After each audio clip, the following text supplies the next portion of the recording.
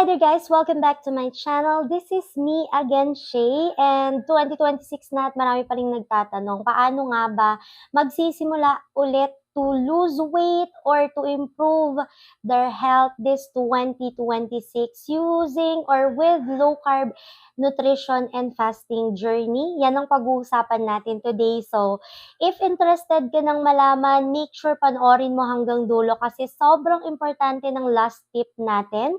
So if excited ka na, let's go and make sure to keep on watching.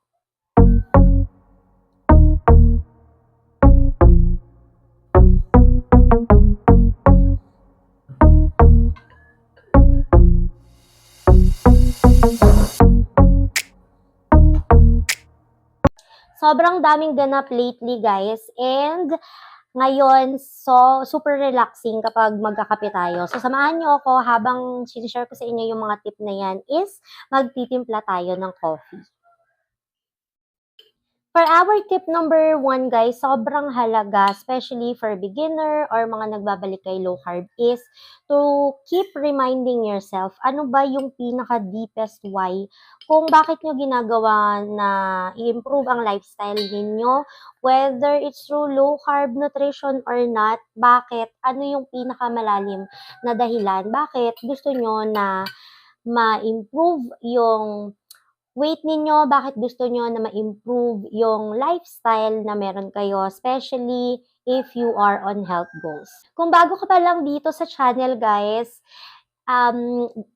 share ko lang sa'yo na I'm a PCOS fighter for more than 10 years na, and since 2019, I was able na reverse si PCOS by practicing low carb and then fasting na lifestyle. So, napaka-importante na nire-remind ko yung sarili ko, bakit ko nga ba ginagawa itong klaseng lifestyle na to. And isa yun, because ayoko nang magbalik yung mga matinding mga symptoms ni PCOS, ni PCOS, especially kung katulad dati na parang halos 2 beses na lang ako sa isang taon na dumadating yung period ko, sobrang sakit ng period ko, sobrang hirap kumilos, sobrang daming pains at marami pang ibang mga health issues na kaganapan. So, if you are a beginner, ikaw ay nagbabalik kay low carb, make sure linawin natin,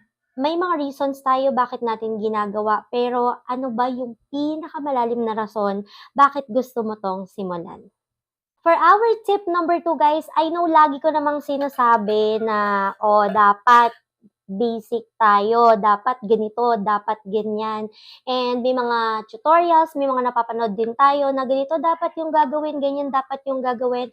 Pinaka-importanting na-realize ko guys is you have to know yourself kung saan ka mas magiging komportable, kung gaano mo magagawa. So, hindi importanteng sobrang gawin mo siya agad ng 100%, but you have to start doing it as early as possible. Especially if health goals ka talaga, is importante na ang gagawin mo na siya agad paunti-unti kung gusto mo na magkaroon ng change. Sabi nga nila, 'di ba guys, kung gusto mo ng change, dapat gumawa ka rin ng kakaibang mga bagay. So, by the way, nalagyan ko na nga pala ng hot water. So, ganito lang ako magkape guys.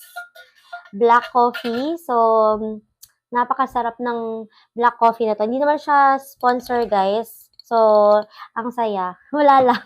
Sobrang gusto-gusto ko talaga kapag naka-black coffee. So, sample sa coffee guys, normally hindi naman mawa 100% na wala na siyang sugar, pero kung mababawasan mo ng unti-unti yung paglalagay mo ng sugar sa coffee mo or pagkain mo ng mga sweets na foods, then that's already a first step and dapat kinocongratulate mo yung sarili mo doon. So always remember guys that hindi mo kailangan maging perfect, but you'll just really need to be consistent. For our tip number 3 naman is I don't stop learning. So, na-realize ko guys, when you are doing something, when you're learning something, especially kung mga beginner ka pa lang, when it comes to low carb and fasting guys, napaka-importante na aaralin natin kung papaano ba yung mga basic na dapat ginagawa dito sa klase ng lifestyle na 'to, and dun tayo magsisimula para hindi tayo mas mahihirapan. So, hindi mo kailangang gawin kaagad yung mga ginagawa ng mga mas advance ng gumagawa nito. Pero wag ka rin mag-stop kasi sobrang may mga updates din na nangyayari dito sa way of eating or klase ng lifestyle na 'to guys, na dapat inaaral din talaga natin, especially if your focus is for your health goals. Napakaimportanteng inaaral at iniintindi natin 'yon. For my 6 years journey ng way of eating na ito guys, yes, feeling ko super dami ko pa rin kailangang matutunan, and kung may mga natutunan man ako, I'm so excited pa din na i-share yan sa inyo. So kung meron kayong mga learnings na gusto nyong i-share dito, just comment down below and pag-usapan natin yan on my next video. Kung nandito ka pa rin sa tip na 'to, dahil tip number 4 na tayo guys, congratulations sa'yo. So gusto ko lang inumin talaga ng bonggang-bongga yung aking coffee. So isasalin ko na muna siya very quick dito sa maliit kong tasa. Ayan, na very, very cutie-cutie. Ayan, wala lang. Feel ko lang din siyang minsan inumin dito sa sa aking maliit na tasa. So anyway, for our tip number 4 guys is I stop comparing my journey to other people. Na-realize ko guys in my journey on low carb nutrition and fasting guys, or improving my lifestyle, is sobrang napakahalaga na naka-focus ka lang sa journey mo, na naka-focus ka lang kung may mga failures ka, i-improve mo, naka-focus ka lang doon sa mga liliit mong achievements, i-celebrate mo, kasi nga ikaw yung ini-improve mo, hindi naman yung ibang tao. So, stop comparing yourself. So, mostly for the beginners guys, na-stress na sila na baguhin yung lifestyle nila because 'pag nag-fail sila ta's nakita nila yung iba, bakit parang sa kanya ang bilis naman ng ganito, bakit sa kanya nagbago agad ng ganito. Kapag yun yung moment or ganun yung mindset na ginawa ninyo guys, talagang ma-stress kayo at talagang hindi niyo na matutuloy yung pag-improve ng mga sarili niyo. So make sure na if sisimulan ninyo yung pag-improve ng lifestyle ninyo guys, is make sure focus on yourself and tantanan niyo yung pagbabantay ng ibang journey ng ibang tao. Just be happy for them but make sure ang focus mo is yung sarili mo. Sabi nga nila, 'di ba? So whoever you see in the mirror, kapag tumitingin ka, yan yung best na competition mo at wala ng iba. So make sure kung sino man yung nakikita mo sa mirror, focus diyan sa person na yan, focus sa sarili mo, and makikita mo kung gaano kalaki yung magiging improvement niyan para sa'yo. And now, let's go to tip number 5, and napaka-importante na to guys. I hope nandito ka pa rin sa video na to. So, I keep going and make sure I am also enjoying. For the past year guys, sobrang solid ng learning sa akin ng buhay, and napaka-importante na while doing this kind of lifestyle is I make sure na mas magiging maayos how I manage my stress level. Alam ko naririnig nyo na yan on my previous tips before, sobrang importante sa akin yan. And then also how I protect my mental health. Last 2025, super solid on how reality really shocked me, na marami talagang bagay na ipapakita sa'yo yung life, whether it's something to do with your career, personal journey mo sa iyong lifestyle, marami ka talagang haharapin na mga challenges, stress, and it's really important na alam mo kung papaano i-manage yung stress level ng mga ganyan at papaano mo poprotektahan yung mindset mo, yung sarili mo, yung peace of mind mo. So, right now guys, importante sa akin na pagdating sa stress level, nakakatulog ako as as much as I can. Alam niyo naman, sobrang busy ko, pero sa mga hindi nakakaalam, hindi lang kasi tong platform na 'to yung mina-manage ko, guys. So, sobrang busy ko talaga.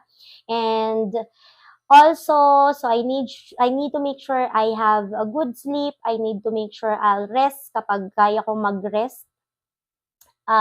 Makahanap ako ng rest na kailangan ko talaga. And I need to make sure I do things na magpapasaya sa akin, yung mga bagay na gustong-gusto ko talagang gawin, whether it's something to do with my family, of course, with myself, with my friends, ayan, with my solid circle as of the moment. Yan talaga yung nagpapasolid on how I manage stress and then how I protect my mindset as of the moment. Bakit pa kailangan kasi? Napaka-importante nun, guys, dahil kung nai-stress din naman tayo, kung hindi tayo peaceful, hindi mo rin talaga magagawa yung klase ng lifestyle change na gusto mo, whether it's something to do with your health goals or with your weight loss. And especially if kasi kung nai-stress din naman tayo, gumagawa din naman ng sugar ang katawan natin. Nagpo-produce din 'yun ng sugar sa katawan. So, parang gano'n din siya. So, hindi rin nag-i-improve yung goal natin whether it's weight loss or health goal. So, make sure that you have to create a healthy environment around you. Make sure lagi kayong positibo. Hindi maging masama na maging negative, guys. Hindi rin masama na mag-fail, but you have to make sure you learn and you have to make sure na magiging wiser sa mga bagay this time. Kasi 2026 na, guys, so we have to make sure we level up, hindi tayo magle-level down. Diba? So, yun. So, if you're a beginner, if you are nagbabalik kay low carb, etong tip number 5, napakahalaga. Just make sure talaga na you manage your stress level, protect your mindset, protect your peace, and protect your mental health. Sobrang halaga talaga nun, guys. So, if you think na nakatulong etong vlog na to for today's video, guys, please make sure to click on like, please make sure to leave a comment below, and make sure to subscribe for more upcoming videos. Super na-miss ko talaga kayo, guys. I appreciate your time for watching, and I will see you on my next video. Again, don't forget to always keep going. See you on my next vlog, guys. Bye!